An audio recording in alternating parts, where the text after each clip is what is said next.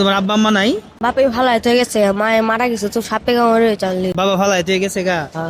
আরে বাড়ি থেকে পলাই আসছো নাকি? না না অনেকে কিন্তু পলাই আসো, তুমি পলাই আসছো নাকি? বলো, পলাই থাকলে বলো। আমি না না বাচ্চা আমি বলাই না।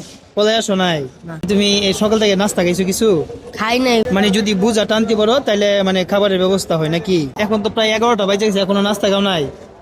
কি খাইবা তুমি? আসো আগে তোমার খাওয়াই, পরে টাকা দিবা। আসো কি খাইবা তুমি বলো? হ্যাঁ বড় বড় বলো বলো কি বলো? এইখান থেকে জাল পরোটা দেনছে, কয়টা কয়টা দিব? একটা। আর কি আর কি অন্য কিছু দেখো, আর কিছু দেখো এগুলা। এখান থেকে আরেক পিস দেবে। বসো তুমি এখানে দিলে। টাকা দিলে কি ব্যবসা ব্যবসা ধরাই দিব? কিছু ব্যবসা করবা? জায়গা দিলে আমি করি যে মানে ব্যবসা মুবসা করবো। আচ্ছা তুমি আগে খাও, সকাল থেকে যদি কোনো খাও নাই, খাও আগে। আচ্ছা এখন যদি ওরে টাকা দিই, কি টাকা নষ্ট করে ফেলবে? নষ্ট করে ফেলবে। মানে বাকি কিছু কি 100%। কি করা যায়? ব্যবসা দিয়ে দিব?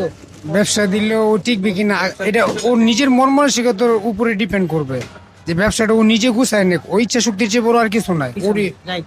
ওই চেষ্টা করলে কিন্তু পরিবর্তন হতে পারে। চেষ্টার সবচেয়ে মেইন। কিন্তু উদাসীনতা ওকে এমন ভাবে গ্রাস করে, ঠিক আছে, যে ওরা সহজে ভালো, যদি মন মানসিকতা শতকরা হাজারে আমি দিই 2-1 জনের ভিতরে একজন ভালো হয়। যে ওই বলতেছে সকাল থেকে এখন পর্যন্ত কিছু খায় নাই, কারণ কোনো ইনকাম করতে পারে করতে পারে না। নাই। এখন যদি ওর কাছে টাকা দিয়ে, আমার মনে হয় না পরে টাকা দিয়ে আবার পুরো টাকা দিয়ে ওই সব হয়তো একটা বিস্কুট খাইবো 5 টাকা দিয়ে, বা একটা চা খাইবো, কিন্তু বাকি টাকা অন্য নষ্ট করবো। নষ্ট করে। তুমি কি টাকা দিলে অন্য কিছু খাইবা নাকি আবার? না ভাই হ্যাঁ, ব্যবসা ধরে দিব? আরো ভালো। হ্যাঁ আচ্ছা ঠিক আছে, আচ্ছা খাও তুমি আগে, দেখি।